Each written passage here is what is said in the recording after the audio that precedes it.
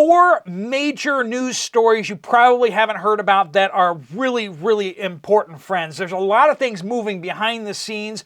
There's a lot of preparation for war that is moving forward, and some big things are about to escalate. We're going to be looking a little bit behind the scenes for the clues of what's about to happen.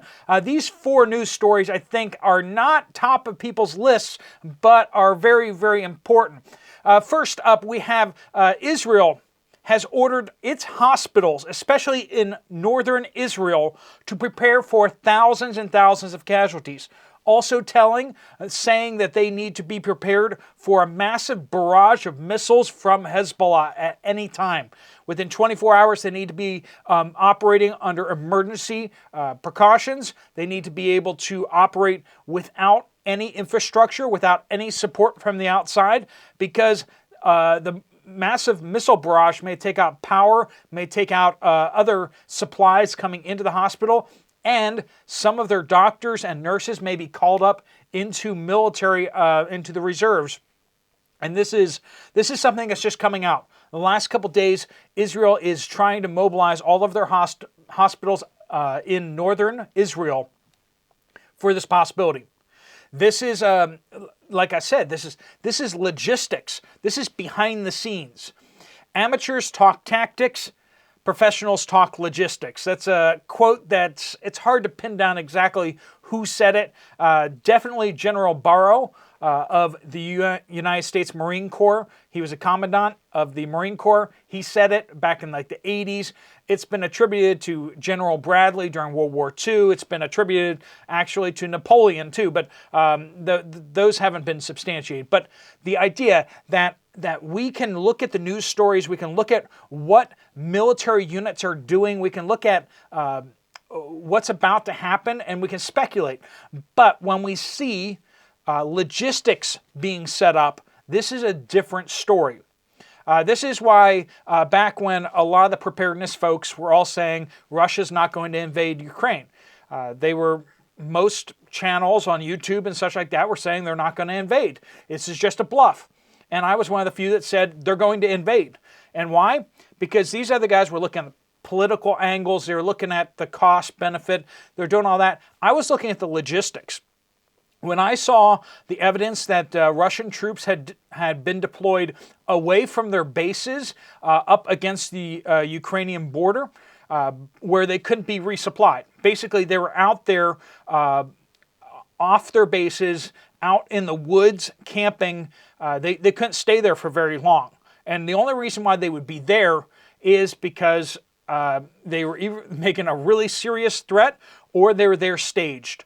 And also we saw that the blood supply, we saw that Russia was actually moving a lot of its blood supplies to the front. And when you look at the logistics of that doesn't make any sense unless they're really anticipating a lot of casualties. And we saw that eventually, actually, with a few other data points for logistics, we saw that's what exactly was happening. So when everyone's looking at what the troops and the tanks and the aircraft are doing, but when you start looking at what the bases are doing, what the fuel supplies, what you look at the hospitals. Look at the hospitals. That is a big tip-off that something's about to happen. And it looks like Israel is preparing, whether they have intelligence that Hezbollah is about to move on them, or whether they're about to move on Hezbollah. I don't know, but there seems to be something that is about to occur there. And this is as the conflict in Gaza has hit an astonishing milestone. And I've made no bones about it that I believe that Israel absolutely has the right to protect itself and go into Gaza. But that doesn't mean that what's happening in Gaza is not a terrible, awful, ugly thing. As I keep saying, war is horrific. It's awful. The milestone is that over 50% of the buildings in Gaza have been damaged or destroyed. 2.1 million people, and half of the buildings in the entire area have been damaged or destroyed. That just should tell you the intensity of the airstrikes, the intensity of the conflict that has been happening there. Absolutely heartbreaking to see that, and just to see that visually. I remember being at the Warsaw Rising Museum in Warsaw, where they rose up against the Nazis during World War II. And the Nazis came in and basically flattened the city. First was the ghetto uprising of the Jewish people inside Warsaw, and secondly when the Democratic forces rose up and overthrew the Nazis in Warsaw back then, and they were expecting Russian support, and the Russians held back and watched the Germans wipe out all of the opposition.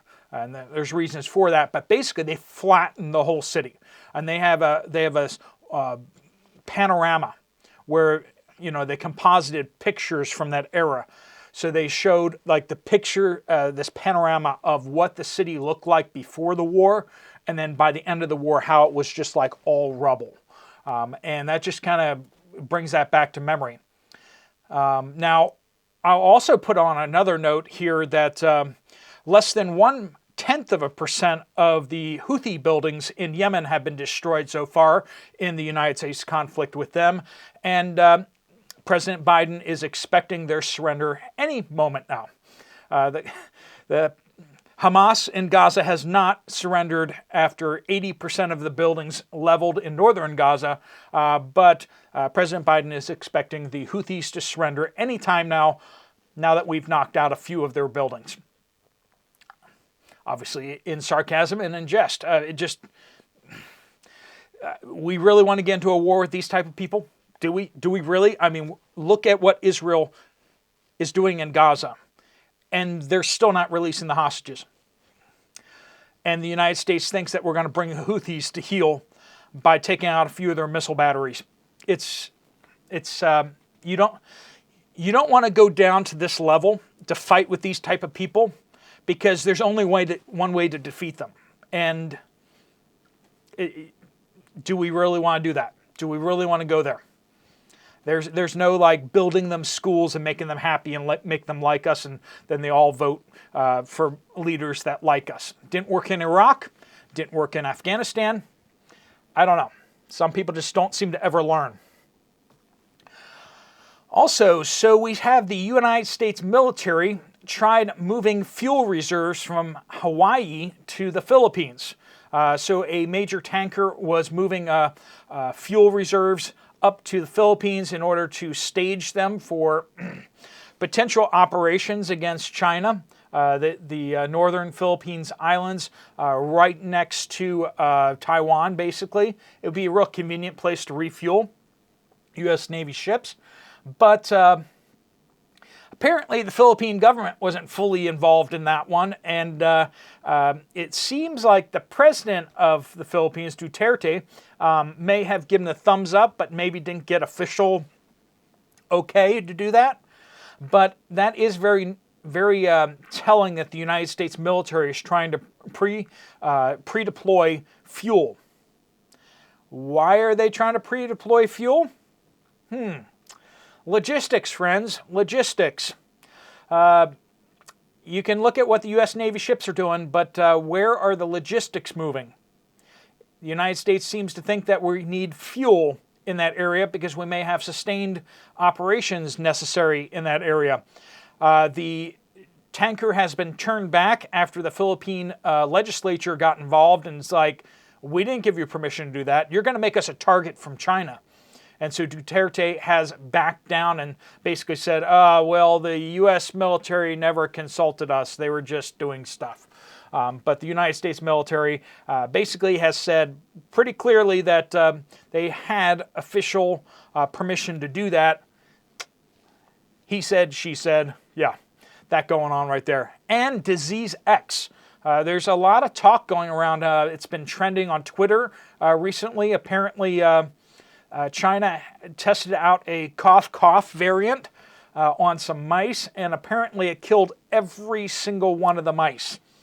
Extremely deadly, and we see some of the shadow governments and shadow organizations out there extremely excited about the next wave of what may be coming for more coughing and all that kind of stuff.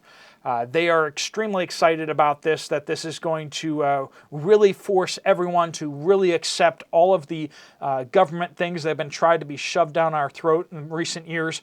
So we're going to keep a close eye on that. We also see China right now is expanding their mobile morgues, their mobile crematories. Why? What do they know that we don't know? Might not be a bat thing this time. It may be something a little more deadly. So keep an eye on that, friends, and watch out for yourself. If you haven't restocked up, I know we talk a lot about stocking up on food on this channel, but one of the things that preparedness people talk a lot about, or have historically talked a lot about, is things like masks, protection, for like clothing, suits, Tyvek suits, that type of thing. You can get all of those things very, very cheaply right now, but make sure that you're actually getting things that actually work. So don't be just getting whatever off the shelf. Know what you're trying to protect yourself against and know what you should be wearing, because the people that go into these hospitals and work with these infectious diseases, they wear certain things, and you know, putting a piece of fabric over your nose is not the same thing, right? There are different grades. There are different things that you should be looking at. So all that to say, you can stock up on masks. You can stock up on lots of things right now. You can go to Amazon. You can get lots of things that you may not be able to get if there is a disease panic or something like that that happens in the near future. You may not be able to stock up on those things. So right now might be a good idea to do that. You never know. You might need to paint the garage. You may need to paint the house, and you may need those masks anyway, right?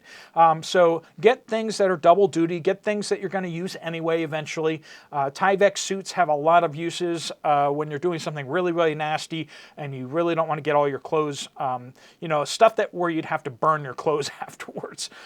There's chemicals and things that you might get involved with, or like crawling under a house or something like that, disaster relief, mold issues. You don't want to get that on your clothes. You're going to have to burn your clothes anyway, so putting on Tyvek suit is a really smart option. And then let's talk about Ecuador. Some pretty crazy stuff have been coming out of Ecuador. The president of Ecuador has declared war on the cartels. This is a major, massive military mobilization within the country. They've deployed the army to the streets, and it's still kind of confusing, kind of exactly what's going on. The president has been there for 1 month. He just got elected, and he's supposed to be cracking down on the cartels, bringing security back to the people. By and large, at least in the capital, people seem to be very supportive of what's happening here. But there's a lot of concern that the police and the government are so corrupt that a lot of people aren't trusting them. So the question is this going to escalate? He's declaring war on the cartels, but the question is, are the cartels going to declare war on his government? And if that happens, who's going to win?